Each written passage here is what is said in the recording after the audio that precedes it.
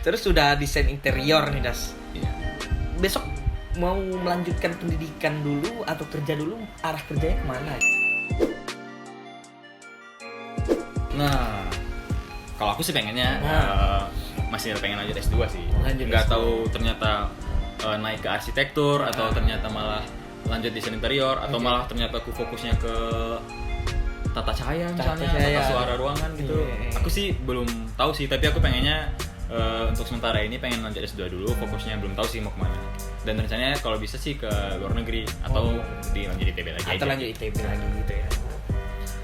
Kalau kerja mungkin banyak sih Pak kerjanya di biro-biro. Kita bisa jadi ya tentunya jadi desainer ya. Terus juga bisa jadi banyak sih kayak misalnya pengen gabung perusahaan yang ternyata ada arsitektur dan desain interiornya gitu.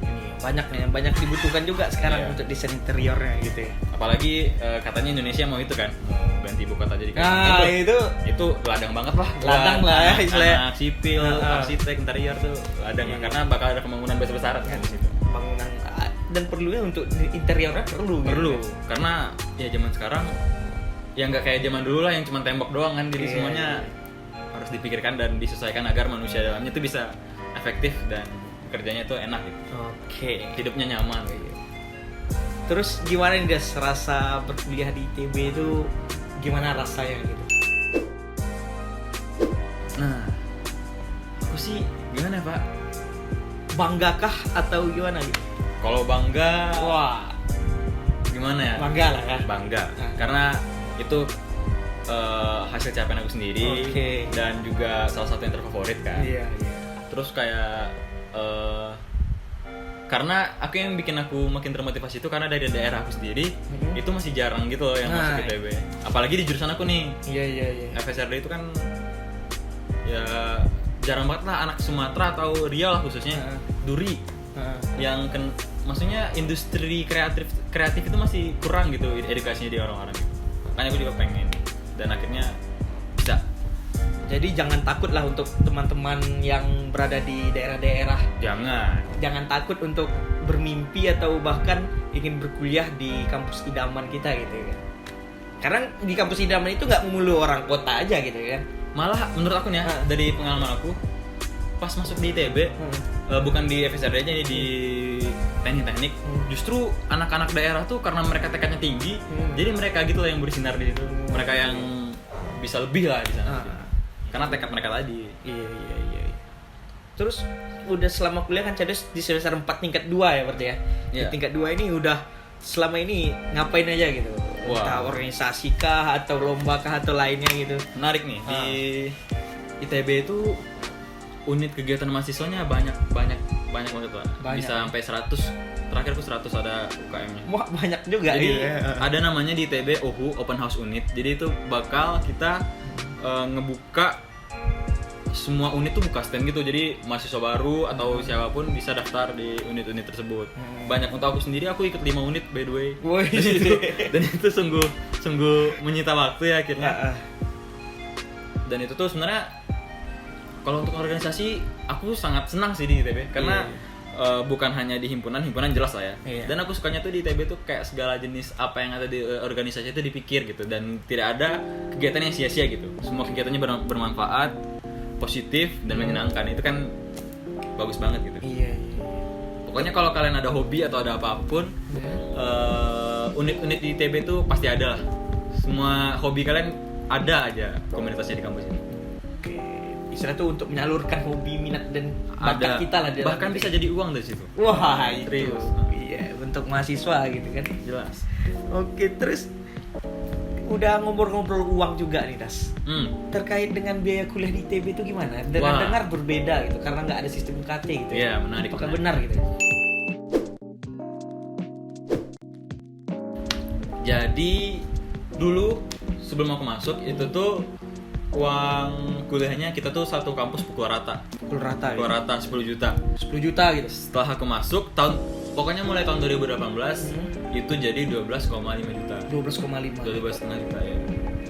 Itu untuk semua jurusan. Berarti nggak Semua ada jurusan. nggak ada- kecuali Sekolah bisnis manajemen. sekolah bisnis manajemen. Mereka 20 juta. Lebih Lebih lagi. 20 juta lebih lagi gitu kan.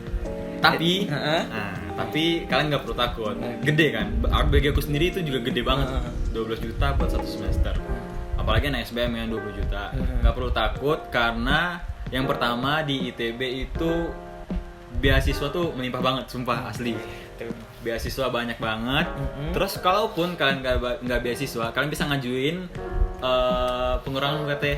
Jadi kalian tinggal ajuin, isi persyaratan, lengkapi persyaratan, nanti keluar. Nggak mungkin ITB nggak ngasih keringanan biaya kuliah gitu ya. Kalau misalnya kalian nggak mampu gitu, pasti.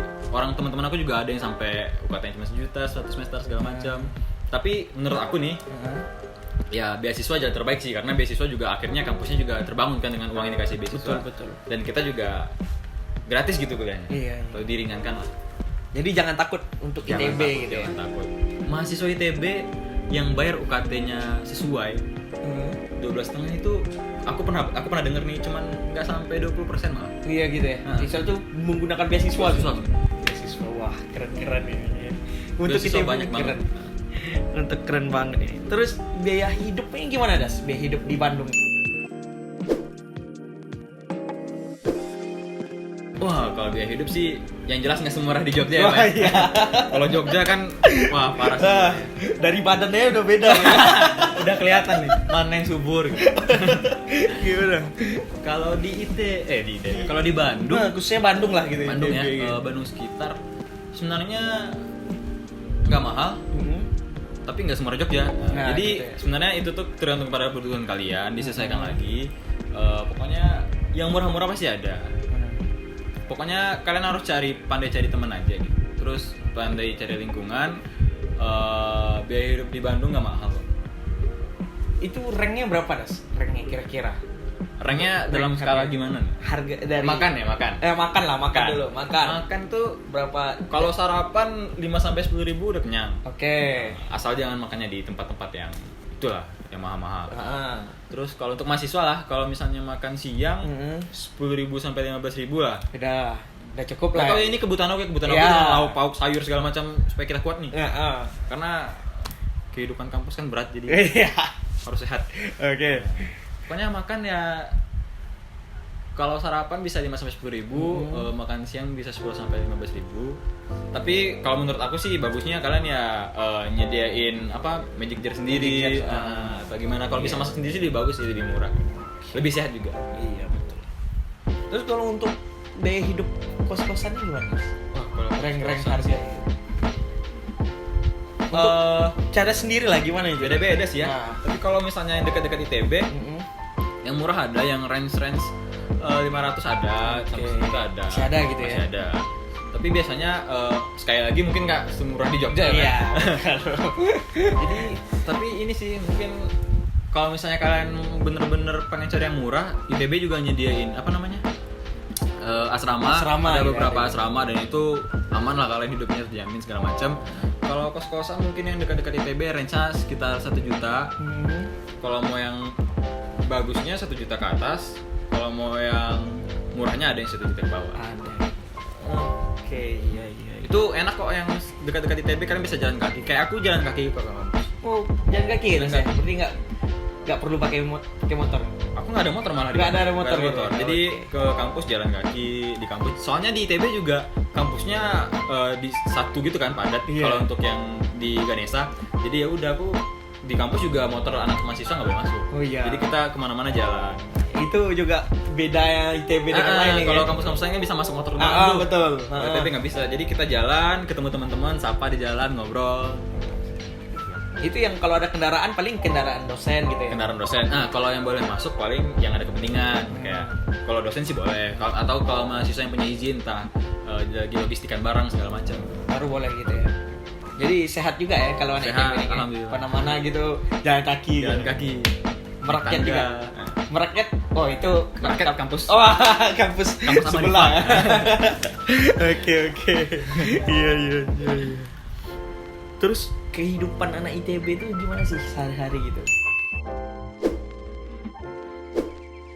Yang kita dengar gitu kan, pintar gitu. Terus tapi idealis. Terus individualis gitu kan. Sampai kan orang sebelahnya aja pun entah udah makan atau belum sampai nggak tahu gitu. Itu apakah benar gitu Mas untuk ITB? Benar, tapi jelas tidak. Ada sih yang kayak gitu.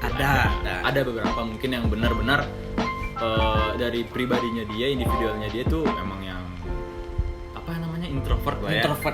Yang emang tidak terlalu nyaman bergaul dengan banyak orang ada. Tapi aku nggak tahu sih kenapa pada bilang kayak gitu ya.